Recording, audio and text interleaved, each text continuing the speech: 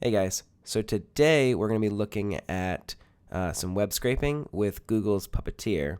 Now, Puppeteer is a pretty cool project from Google, from the Chrome team, that basically uses a Chromium headless browser. So it's sort of just like a browser to do web scraping or testing, or you can take screenshots, or you can generate PDFs. It's got a lot of utility, and it's got a decent API. But the reason I want to include it in this async-await series is because the usage is all async-await driven for this. So, I was trying to scroll down. There you go. So you can see everything is async-await across the board with this. So it really pushes what we are learning about async-await. It's also going to be pretty interesting. So what we're going to do is we're going to look at the Shopify experts page, and our goal is going to be for each of these main sections. So experts, designers, developers, marketers, and photographers, we want a list of the names on page 1 of each of these. So we're going to have our browser click this, and it needs to give me the names of all these people. We could grab the other details too, but that's not a big deal. And in the end, we just want a CSV that has each section and the names of the people. And so that's going to be our goal, to create a scraper that can do that. So to get started, let's pop over here. We need to install Puppeteer. Now, if you install Puppeteer from NPM as of today, which is May something, it actually won't have, it'll be 1.3. And we want the latest and greatest, 1.4, because there's a feature in there that I want to show you. So we're actually going to just grab the Puppeteer URL and do npm I right from GitHub. Because we want the latest and greatest stuff. So this is actually going to download Chromium, which takes a little bit of time because, again, it's bundling in Chrome. It doesn't use the one on your computer. It bundles in its own version of Chromium for each version of Puppeteer that they can run. Okay, cool. So let's sort of get started on that. Clear. All right, so const Puppeteer. I always forget, is it 2 EER. That's the hardest part, is trying to spell Puppeteer. All right, require Puppeteer. Now, to use Puppeteer, again, everything's async-await. So let's get started with our normal, same process we've been doing in each video for async-await and having a main async function. So async function, async function main, like that. Again, we need to wrap this in parens so we can then call it. And then, of course, we want to wrap the whole thing in a nice try-catch to protect against errors. And we'll just say console.log our error. You might wonder why I'm saying our error here. And the reason is that I want to make sure that there's not a system error that's being thrown or an error thrown from some other package, that it's getting caught in our error and we're throwing it. So that's why I do that. Cool. Okay, so to get Puppeteer started, we need a browser object and a page object. So the browser is just const browser equals await puppeteer.launch. So puppeteer.launch. Launch takes a parameter, which defaults is what we want, but I'm just going to put it in here so that we can manipulate it later. And it's headless, either true or false. This is a really cool thing. I'll show you in just a minute. But if headless is set to false, it actually launches Chrome and it shows you what it's doing as it's executing its tests. So it's pretty cool, I have to say. So now we have a browser. Now we need a page. So const page equals await browser dot new page. Okay, boom, there we go. So now we have a page. The other thing I'm going to throw in here is a user agent, because we are web scraping and we really want to act like a normal browser, and I'm pretty sure the user agent that Puppeteer will give you by default is sort of detectable as a robot. So we want to change it to something that's not, just in case. I don't even know if Shopify is doing a detection on this. It's just something I like to do. Where did I get this? I just went to Google and said, what's my user agent string? And I got it from there. So the way Puppeteer works is we have to start with a go-to link. Okay, so we need a go-to somewhere. Where are we going? We're going to be going to this Shopify experts page. So we're just going to say await page.go-to and put that link in there. Now, let's first discuss really fast exactly what we want to do. We need to get these buttons and then click each one, get the data from the following page, and then come back here and click the next one. Right. So after we go to this main page, the way Puppeteer works is you need to tell it when to do the next thing. I can't just tell it, go ahead and click the first button, because that button may not be there yet. This is happening in real time. So what we need to do is tell it to wait for something. You have a couple options for here. You can say await page dot wait for navigation. You have that option, which waits till the network is finished its activity for documents. I don't like to use that as much because it's a bit ambiguous. I like to wait for a particular thing to show up on the page, okay? And in our case, I want to wait till one of these, it doesn't really matter which one, I want to wait till one of the sections shows up, okay? That's sort of what we're looking for. So I'm going to say page.wait for selector, and now it's going to take a sort of a CSS, or really it's a query selector all, or really query selector statement here. So I'm going to say .section. So we're going to wait for the section to show up before we're done. And if I do console.log, it's showing, right? Let's test this as it is right now so you can sort of see what's going to happen. And I'm going to set headless to false so you can actually see it happen in real time. So we're just going to run node index, and Chromium's launching. It opened the page, and nothing really else happened except our console says it's showing. And that's because we didn't click anything, we didn't do anything, but it did open the page, detect that our selector, which is just the first one, is showing. And that's really all we wanted to know. So if I close this out by hitting Control-C, it actually closes Chromium since it's sort of running in that process. Okay? So we're good to go to move on to the next action, which is what? So our next thing is that we want to grab each of these. Let me decrease the size of this browser so we can sort of see. We want to grab each of these sections. Okay, so that selector here, these are each section classes or section elements, however you want to do it. And so in Puppeteer, the way you can grab multiple things, so in essence doing a query selector all, is using something called like page, it's real, everything's got to be awaited. Await page dot $. Now, a little bit of weird syntax.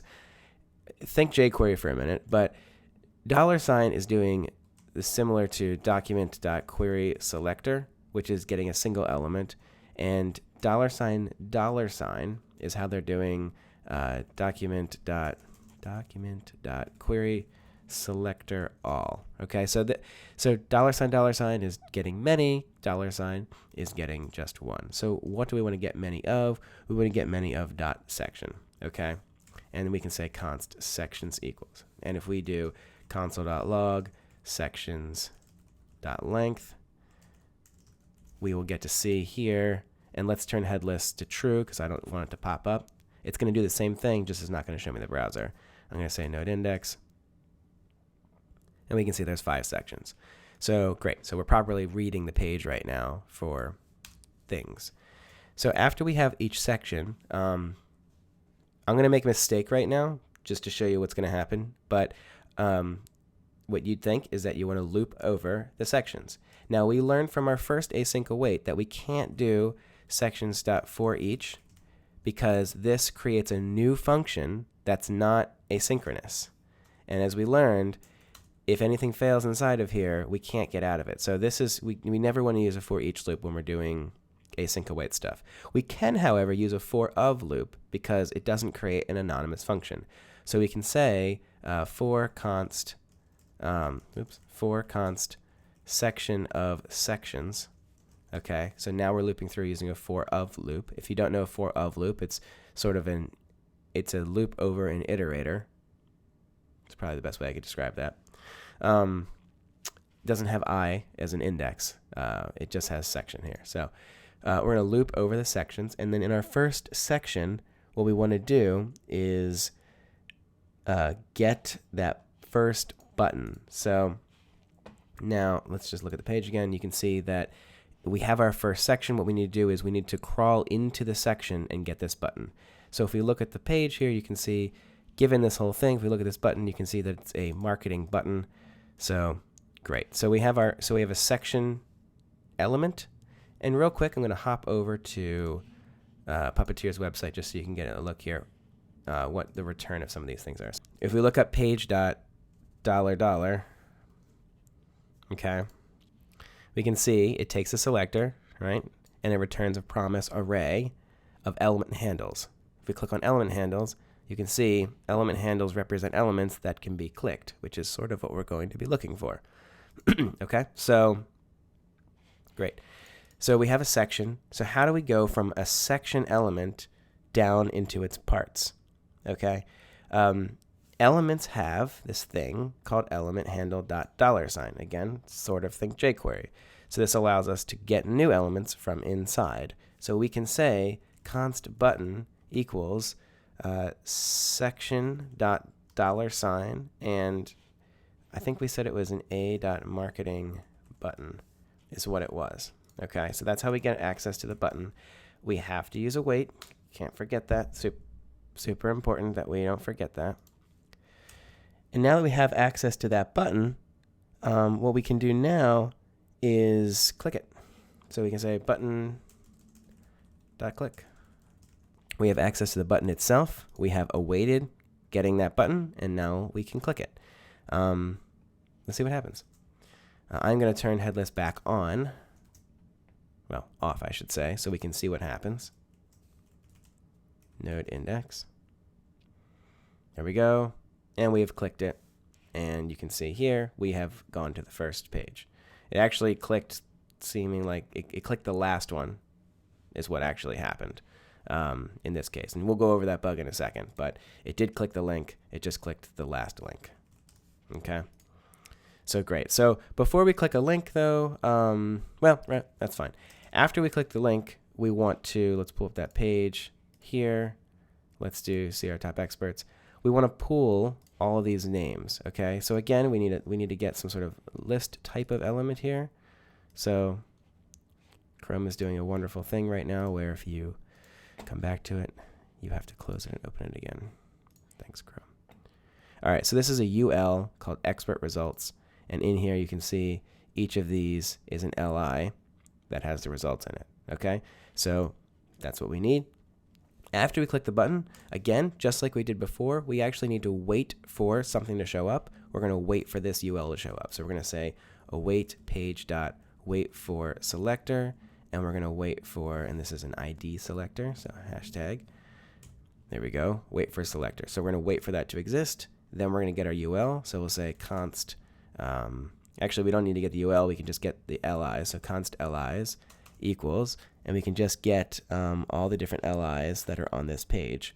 So again, same way we did before, we can just say await page dot dollar sign, and then we can just say expert results LI, and this is going to get all of our LIs.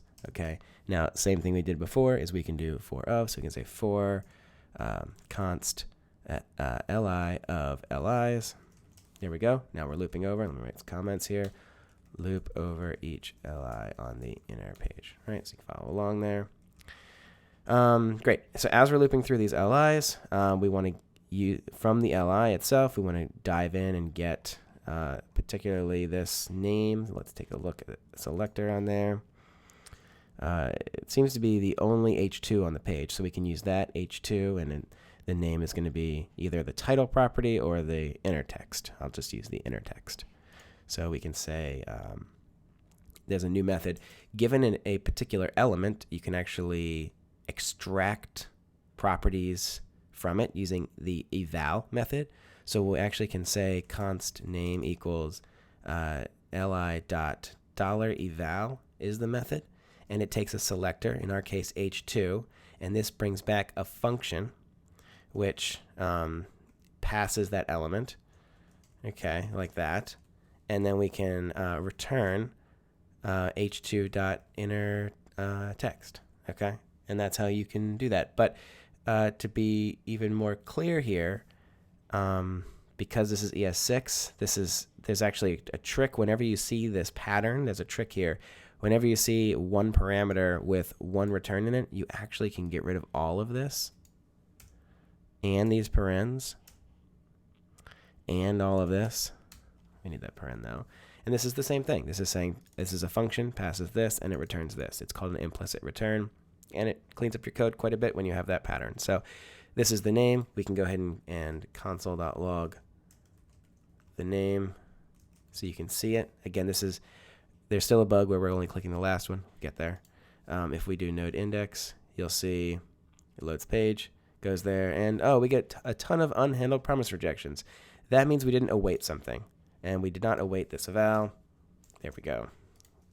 Clear, run it again. Failed to find element matching selector H2. So what is it saying? Aha, okay. So this got me when I was preparing this. It got me again. So there's actually more LIs on the page via ul li. Let's actually hop over to here and say document dot, and let me make this bigger and clear this. If I do document dot query selector all, and why is it cut off? Whatever. I'm saying pound expert results li. This actually, too big. Okay, this actually gives me a lot of stuff that's inside of the card. And remember, I wanted each card, so it's not matching my pattern, which means I actually need to do greater than li, which is a direct descendant selector. If I do that, now I get a list of just the cards. And of course, I could also, instead of that, have just said li.expert card. That's another way to do this, to be more explicit. But I know that this works. I'm just testing it right now in the browser. Okay, so what we need to do is change expert results li to expert results direct descendant li to give me just the li's of the cards that I need. Now, each of those should properly have an H2. So let's clear this and node index, load to the page, do the thing. There we go. And it got, ignore that error. We'll get there in a second. There we go. It got all the names of all the people. Okay, so we're on our way to what we're looking for. Now, what is this error? This is saying cannot find context with blah, blah, blah. Well, what's going on here, to be clear, is that this for of loop finishes. We're still in this for of loop. Okay, but so after this finishes, we get to the next section, and it's like, okay, great. Let's find the button section marketing, and let's wait for the thing. But we're already out of that context now. We've moved pages. Okay, like we're not in this context anymore. We've moved different pages, so this section no longer exists. In fact, we're on this inner page, and we need to go back. So that's part of the problem. So we'll leave the login here, but we actually need to go back now to the original page if we want to do any more work there. Okay, and so, naively, we can just grab this, this whole thing really, put it at the end, and say, great, let's go back to the beginning, and then, wait for the section again. And now we're back here in our normal thing, right? And now we're back to the original page. So now we can finally do it, right? That's what you'd think. That's not the case. I'm going to show you right now. It's going to do that thing, run through, and it still throws the same error. What the hell? Well, the problem is that this section refers to this original context, specifically that context. And just because we went back to that page doesn't mean we're still in that context. So we can't use a for of loop to loop over sections when inside of that loop we're changing the page. We're not allowed to do that. We can use the for of loop here because we're not leaving the page that we're on, so the context of this li is staying the same, the context being the page that we're on. But this section belongs to this page, and we're changing the page that we're on when we click this button. So this second iteration of this loop, it will never hit there, okay? So instead of that, instead of having to loop over sections this way, we need to loop differently. So I'm just going to loop with a normal for loop over the number of sections. There's 5 sections, so I can say var let I equals 0, I is less than 5, excuse me. Oh my god, I can't hit the damn semicolon. I plus plus. You don't write these that often, so you really... Anyway, so now we're looping over these as normal, but we need to get section. So const section equals sections I. Now I have a section, okay? And now we can print that out. also, now that we're sort of dynamically looping over these things, I sort of want to print out the name of the section that we're on. So I want to say like, and so that section refers to, let's go back. I want to print out the name of the button, basically. And so given, this is sort of a weird intricacy. Down here, given an element, I was able to use $eval, but a selector is required. So if I already have the element that I want, I can't use eval to get content from the DOM. It's weird.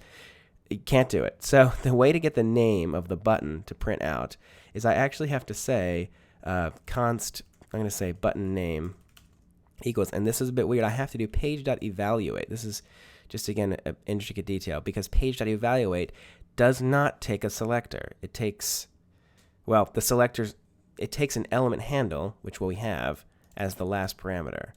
So the first parameter that we have is going to be the button that we're passing in. It's really that function that we're going to be handling, and then the thing that gets passed in is actually the button. So let me write this all out. I'm going to write this whole function the way it's supposed to be. So button, once the button's getting passed in, so we're passing the button as the last parameter, it gets passed in as the first parameter of the function, and then we're going to do my implicit return, button.innerText is what we want. So again, what's going on here is, because there's no way to get to evaluate on an element without a selector, again, down here, this li, we're evaluating directly on it, but we're going into the li to get the h2. There's no way to do that with the button that we already have, so we have to use page.evaluate instead. The first parameter is this function. This second parameter is what's going to be passed into the function.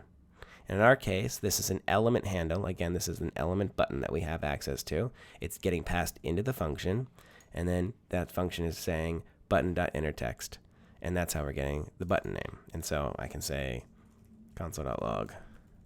I'll just say button name. And I just want to print out which section I'm on. Okay, so there we go.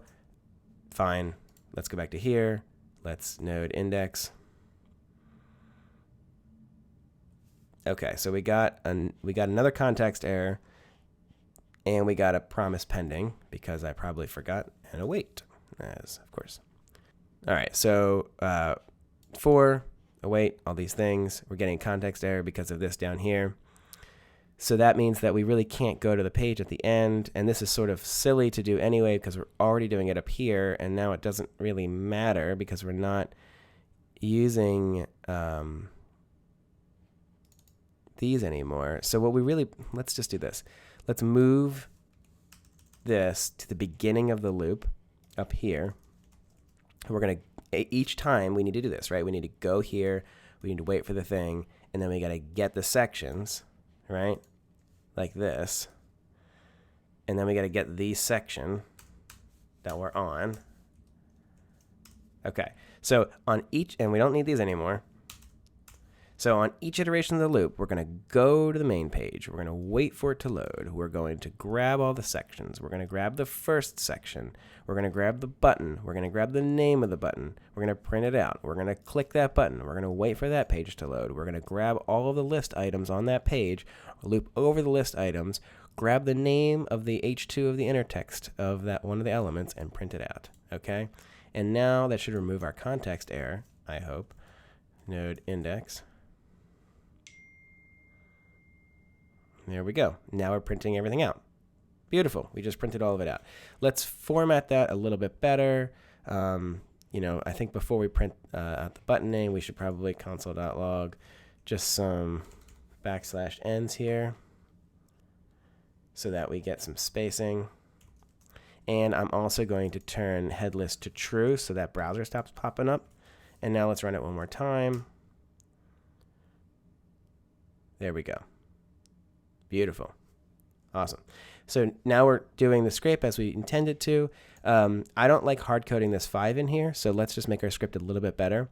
I actually am going to do these 3 once up here, just so I can get sections.length. It's because I don't like hard coding things for these.